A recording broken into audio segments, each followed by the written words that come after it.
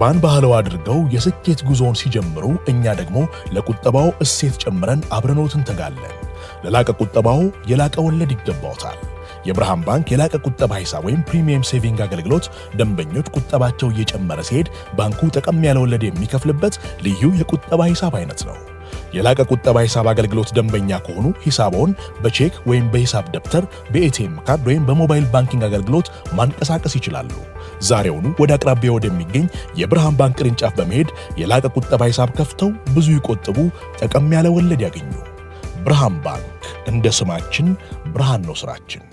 ተመልሰናል አድማጮቻችን። አራዳ ኤፍ ኤም 95.1 ላይ ትገኛላችሁ። ፉትቦል ካፌ ነው ፕሮግራሙ። የቶተናምን ጉዳይ እንመልከት። ምሽት ከአትሌቲኮ ማድሪድ ጋር ያደረገውን ጨዋታ በሰፊ ግብ ልዩነት ተሸንፏል። 5-2 በሆነ ውጤት ተሸንፏል እና ይህንን ጉዳይ እናንሳ። ቶተናም ግብ ጠባቂ የቀየረበት ግን ደግሞ ብዙ ስህተቶች የነበሩበትና የቶተናምን ሲዝን የገለጸ ጨዋታ ይመስላል። እናንሳ ይህን ጉዳይ።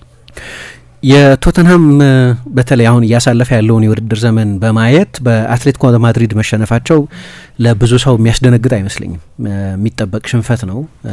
ላለመውረድ እየተጫወተ ያለ ቡድን ከ18ኛው ዌስትሃም በአንድ ነጥብ ብቻ ከፍ ብሎ ያለ እና እየተፈራለት ያለ ቡድን ነው።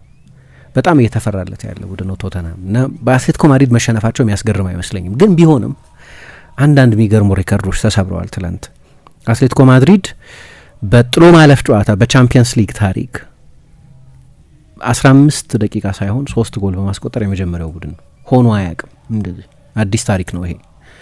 ቶተንሃም ራሱ ብዙ ጊዜ በሚያኮራ ታሪክ ውስጥም ጭምር 6 ተከታታይ ጨዋታ ተሸንፎ አያውቅም።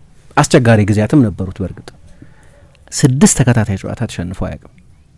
በእንደዚህ አይነት መጥፎ ሁኔታ ውስጥ ነው ያለው። ግን የመጀመሪያው ጎል ከሁለተኛው ጎል፣ የሁለተኛው ጎል ከሶስተኛው ጎል የበለጠ ኮሚካል የሆነ ስተት እየተሰራ ሁለቱ ጎሎች ምሽቱ ቅዠት የሆነበት አንቶኒን ኪንስኪ ግብ ጠባቂው አንደኛውን ሚኪ ቫን ደ ቪን ስተት ሰርተው ሶስቱም ጎሎች ቡድኑ ምንም አይነት በራስ መተማመን የሌለው ዲቮይድ ኦፍ ኤኒ ካይንድ ኦፍ ኮንፊደንስ እንደሆነ የሚያሳይ 3 ጎሎች ገና በ15 ደቂቃ ውስጥ ተቆጠረባቸው። 4 ጎል በ22 ደቂቃ ውስጥ ነው የተቆጠረባቸው እና ሁሉም ነገር በጣም መጥፎ የሆነበት ምሽት ነው። ልታብራሪው ያስቸግራል። አሁን በቃ ለቶተናም ጊዜው የጨለመ ነው ከማለት በስተቀር እና የ22 ደቂቃ ጨዋታው ከተጀመረ በኋላ ያለው 22 ደቂቃ በቶተናም ታሪክ ምናልባት የከፉት 22 ደቂቃዎች ሳይሆኑ አይቀሩም እና በተለይ ደግሞ የጎሎቹ ተፈጥሮ አትሌቲኮ ማድሪድ ራሱ ያው እንግዳ ቡድን ነው። ባርሴሎና ላይ 4 ጎል ማስቆጠር የሚችል በብሩዥ ወይ በራዮ 3 ጎሎች ሊቆጠሩበት የሚችሉ የማይተነበይ አይነት ቡድን ቢሆንም ያ ኬፓቢሊቲ ያለው ባርሴሎና ላይ 4 ሪያል ማድሪድ ላይ 5 ጎል በዚህ የውድድር ዘመን ሲያስቆጥር ስላየን ቶተናም ላይ እንን ቢያደርግ ብዙ አይገርምም። በተለይ ይሄኛው ቶተናም ላይ እና ሁሉም አይነት ችግር ነው ቡድኑ ላይ የሚታየው። ልክ ነው፣ በጉዳት ምክንያት ብዙ ተጫዋቾች የሏቸው፣ ግን ለሶሊዲቲ የሚጠቅሙት ተጫዋቾች የማጥቃት ኩሉሴቭስኪ አይደለም፣ ሞሐመድ ኩዱስ አይደለም፣ ጄምስ ማዲሰን አይደለም። እነዚህ ሁሉ ተከላካዮች አይደሉም። የመጀመሪያ ተመራጭ ተከላካዮቻቸው ከሞላ ጎደል ነበሩ። ፔድሮ ፖሮ ተመልሷል። በአውሮፓ ውድድር ላይ ተግባራዊ ስለማይሆን ቅጣቱ ክርስቲያን ሮሜሮ ነበር። ሚኪ ቫን ደ ቪን አለ። እነዚህ ጥሩ ተከላካዮች ናቸው። ስለዚህ ጉዳቶቹን ቢያንስ ትላንትና ለታየው የመከላከል ቲያትራዊ ድክመት ሰበብ ሆኖ መቅረብ የሚችል አይመስለኝም። በቃ ምንም አይነት እምነት የሌለው ቡድን ነው። እዚህ ላይ ደግሞ ሰውየው እንግዳ ውሳኔ ወሰነ። ኢጎር ቱዶር በኃላፊነት ረጅም ጊዜ የማይቆይ ልክ እንደ ፍራንክ ደቦርቶሎ የሚሰናበት የሚመስል አሰልጣኝ ነው ኢጎር ቱዶር። አንቶኒን ኪንስኪን አሰለፈው። ማሰለፉ እንግዳ የሚሆንበት ምክንያት ይሄ ተጫዋች አመቱን ሙሉ 3 ጨዋታ ነው የተጫወተው። እና በሲዝኑ ከትልልቆቹ ጨዋታዎች መካከል አንደኛው። በእርግጥ ከጨዋታው በፊት እንግዳ ክርክር ነበር። ለሳምንቱ መጨረሻ ሮቴት ያድርግ ወይ ያሳርፋቸው ወይ ተጫዋቾቹን በቻምፒየንስ ሊግ የትም ስለማይሄድ እና ዋናው የቶተናም ትልቅ አጀንዳ አሁን በፕሪሚየር ሊግ ሰርቫይቭ ማድረግ ስለሆነ ቻምፒየንስ ሊግ ላይ ለሌላ ጉዳት ተጫዋቾቹ ማጋለጥ፣ ለሌላ ድካም ተጫዋቾቹ ማጋለጥ የለበትም፣ መተው አለበት ጭራሽ አውሮፓ ውድድር ነው አሁን ሚል ሁሉ እንደዚህ አይነት ሁኔታ ውስጥ ነው ያለው ቶተናም አሁን። ቢሆንም ግን አንቶኒን ኪንስኪን የምሩን 11 ነውና የተጠቀመው አሉኝ የሚላቸውን ደህና ተጫዋቾች ነውና የተጠቀመው። ለምን አሰለፈው? ትልቁ ጥያቄ እሱ እንግዳ ውሳኔ ነው ሲጀመርም በኋላ ተከላክሏል ያንን ለምን እንደወሰነ አንደኛ ቪካሪዮ ከባድ ጫና ውስጥ ነው ያለው በቅርብ ጊዜ ብሏል ሁለተኛ ጥሩ ግብ ጠባቂ ነው ስለዚህ መቀየር ትክክል ነበር መጀመሪያ እሱ ማስጀመር ትክክል ነበር ነው ያለው ከጨዋታው በኋላ እና ትልቁ ስቶሪ እንግዲህ የዚህ ግብ ጠባቂ 17 ደቂቃ ብቻ እንደተጫወተ ተቀይሮ መውጣት እና በእግር ኳስ መቼስ ብዙ ጊዜ አይተናል እኛ በአካል በህይወት ኖረን ያየናቸው በታሪክ ያየናቸው ቪዲዮ ቅጂዎችን ብዙ አይተናል ጉዳት ካልሆነ በስተቀር እኔ ምንድነው የኔ ትውስታ ምንድነው ትሪክ ካላደረገኝ ካላሳሳተኝ በስተቀር ጉዳት ካልሆነ በስተቀር ግብ ጠባቂ 20 ደቂቃ ሳይሆን ተቀይሮ ሲወጣ ይቻላል በእግር ኳስ አዲስ ነገር ነው ለነገሩ አሰልጣኙ 15 ዓመት አሰልጣኝ ያለው 15 ዓመት ሙሉ ግብ ጠባቂን በስተቱ ምክንያት ቀይሬ ያስወጥቸው አላቅም ብሏል ለኔም ቢሆን አዲስ ነገር ነው አንቢሊቨብል ሲቹዌሽን የማይታመን ሁኔታ ነው የነበረው ብሎ ገልጾታል ከነዛ 3 ስህተቶች በኋላ ኪንስኪን ቀይሮ ለማስወጣት ወሰነ እና እንዴት እንደሰበረው ማየት ይቻላል ተጫዋቹ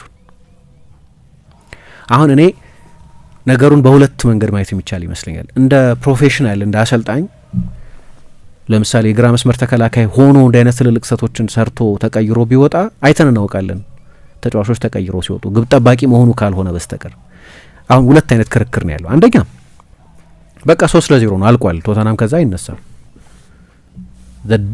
ዳሜጁ ደርሷል ከዛ በኋላ የምታስቀሪው ዳሜጅ የለም እና ምን አለ ረፍት ድረስ ቢያቆየው እንደ ሰው ማለት ነው እንደ ፕሮፌሽናል እንደ ሰው ግን ቢያቆየው ምን አለ የሚለው ክርክር ነው ምክንያቱም አሁን በቃ ከዚህ በኋላ ሪከቨር ያደርግም የሚል ነው ፍርሃቱ 22 አመቱ ነው እነዛን ትልልቅ ስህተቶች ሰርቷል ስህተቶቹ በራሳቸው ያውቃቸዋል እነዛን ስህተቶች እንደሰራ አሁን የሶስተኛው ጎል ሲቆጠር ሁሊያን አልቫሬዝ ያስቆጠረው ጎል ሲቆጠር ለምሳሌ ጎሉንም አላየም ገና ሳያስቆጥረው እኮ ነው ተደፍቶ የቀረው መሬት ላይ ያው የማይቀር በጣም ፈንታ እንደሆነ ስለገባውም ይሆናል ያውቀዋል ስህተት እንደሰራ ግን አሰልጣኙ በሙሉ ሲንግል አውት አድርጎ በቃ በዓለም ፊት ባንተ ምክንያት ነው የተሸነፍ ነው የሚል መልእክትም እንደማስተላለፍ ነው ተጫዋቹ ላይ እና ግብ ጠባቂዎች ምን ያስቡ ይሆን የሚለውን እያየሁ ነበር ለሲቢኤስ ፒተር ሽማይክል ደግሞ በኤክስ ላይ የቀድሞ የማንቸስተር ዩናይትድ ሌላ ሌጀንድ ዳቪድ ደህያ ኪንስኪ የተሰማውን ስሜት የሚረዱት ግብ ጠባቂ ሆነው ያሳለፉ ተጫዋቾች ብቻ ናቸው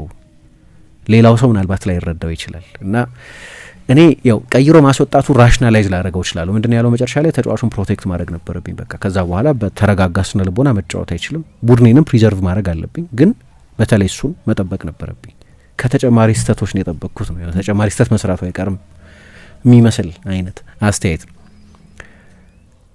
ግን በጣም ለኔ እንደተመልካች የረበሸኝ ተቀይሮ ሲወጣ የቶተናም ተጫዋቾች በሙሉ አምበሉ ክርስቲያን ሮሜሮ ኬቨን ዳንሶ ሌላኛው ተከላካይ ፔድሮ ፖሮ ቤንች ላይ የነበሩ ተጫዋቾችም ጭምር ተነስተው ሊያበረታቱት ሞክረው ነበር ኮነር ጋላገር ዶሚኒክ ሶላንኬ እንደውም ጆ ፓሊኛ ተከትሎት ወደ መልበሻ ክፍል ሁሉ ገብቷል ቀጥታ ወደ መልበሻ ክፍል ነው የገባው አሰልጣኙ አላየውም ጭራሽ ዞር ብሎም እንግዲህ አይዞን በእግር ኳስ ያጋጥማል አንተን ለመለወጥ የወሰንኩበት ራሽናል ይሄ ነው ምናምን ብሎ በ2 ሰከንድ ውስጥ የሆነ ነገር ሊለው ይችል ነበር ኢግኖር ነው ያደረገው ጭራሽ ማየት አልፈለግም እና እንደ ሌላ ፕሮፌሽናል በዚህ ሙያ ውስጥ እንዳለ የዚህን ሙያ ውጣ ወረድ እንደሚያቅሰው የበለጠ ሂዩማኒቲ እንዲያሳይ ጠብቅ የነበረን ኢጎር ቱዶር ቀጥታ ኢግኖር ነው ያደረገው ተጫዋቹ በቃ አልፎት ገባ ወደ መልበሻ ክፍል